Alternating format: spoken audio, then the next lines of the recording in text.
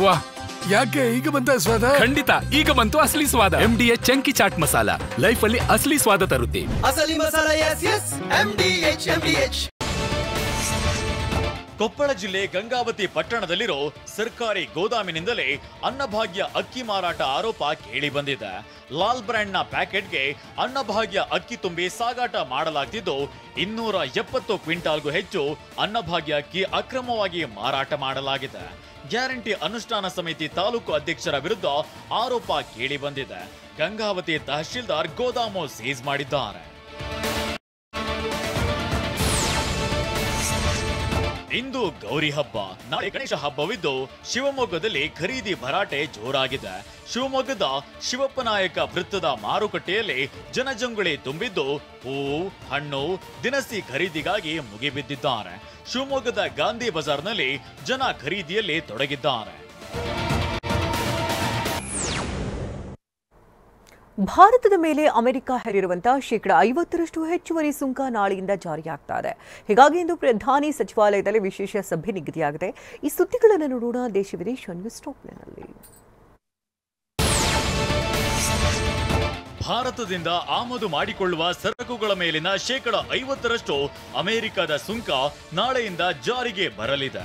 ಹೀಗಾಗಿ ಪ್ರಧಾನಮಂತ್ರಿಗಳ ಕಾರ್ಯಾಲಯದಲ್ಲಿ ಇಂದು ಉನ್ನತ ಮಟ್ಟದ ಸಭೆ ಕರೆಯಲಾಗಿದೆ. ಸಭೆಯಲ್ಲಿ ಅಮೆರಿಕದ ಹೆಚ್ಚುವರಿ ಸುಂಕದಿಂದ ಭಾರತೀಯ ರಫ್ತುದಾರರ ಮೇಲಾಗುವ ಪರಿಣಾಮಗಳ ಕುರಿತು ಚರ್ಚಿಸಲಾಗುತ್ತದೆ. ಪ್ರಧಾನಮಂತ್ರಿಗಳ ಪ್ರಧಾನ ಕಾರ್ಯದರ್ಶಿ ಅಧ್ಯಕ್ಷತೆ ವಹಿಸುವ ನಿರೀಕ್ಷೆ ಇದೆ. ಅಂತಾರಾಷ್ಟ್ರೀಯ ಬಾಹ್ಯಾಕಾಶ ಕೇಂದ್ರದಿಂದ ವಾಪಸ್ಸಾಗಿರುವ ಭಾರತೀಯ ಗಗನಯಾತ್ರಿ ಶುಭಾಂಶು ಶುಕ್ಲಾಗೆ ತವರಿನಲ್ಲೂ ಅದ್ದೂರಿ ಸ್ವಾಗತ ಸಿಕ್ಕಿದೆ.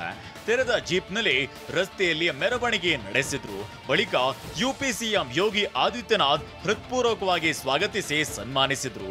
ಅಂತಾರಾಷ್ಟ್ರೀಯ ಬಾಹ್ಯಾಕಾಶ ನಿಲ್ದಾಣದಲ್ಲಿ ಯಶಸ್ವಿಯಾಗಿ ಆಕ್ಸಿಯಂ ಮಿಷನ್ ಕಾರ್ಯಾಚರಣೆಯನ್ನ ಪೂರ್ಣಗೊಳಿಸಿದ ನಂತರ ಮೊದಲ ಬಾರಿಗೆ ತವರಿಗೆ ಆಗಮಿಸಿದ್ರು. RSS ಶತಮಾನೋತ್ಸವ ಪ್ರಯುಕ್ತ ಇಂದಿನಿಂದ ದೆಹಲಿಯಲ್ಲಿ 3 ದಿನ ವಿಶೇಷ ಕಾರ್ಯಕ್ರಮ ಆಯೋಜಿಸಲಾಗಿದೆ.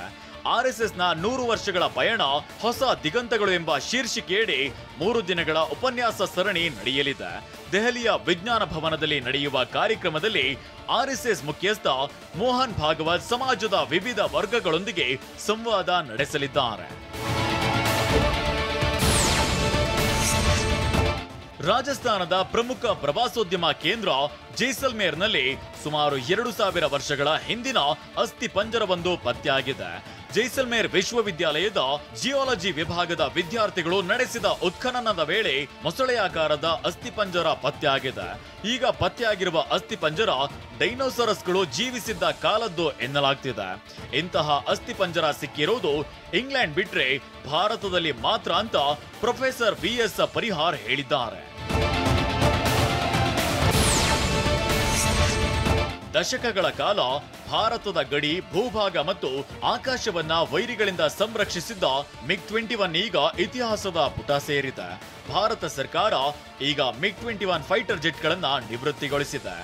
ನಿವೃತ್ತಿಯ ದಿನ ಸ್ವತಃ ಇಂಡಿಯನ್ ಏರ್ಫೋರ್ಸ್ನ ಮುಖ್ಯಸ್ಥ chief marshal AP Singh MiG-21 ಅನ್ನ ಕೆಲ ಹೊತ್ತು ಆಕಾಶದಲ್ಲಿ ಹಾರಾಡಿಸಿ ಭಾವನಾತ್ಮಕ ವಿದಾಯ ಕೋರಿದ್ದಾರೆ. MDH ಚನ ಮಸಾಲ. ಈಗ ಕಡಲೆ ಇರಲಿ, ಹಲಸಂಡೆ ಬೀಜ, ಕಪ್ಪು ಕಡಲೆ ಅಥವಾ ಬಿಳಿ ಕಡಲೆ, ಎಲ್ಲವೂ ಸ್ವಾದಿಷ್ಟವಾಗುತ್ತೆ. MDH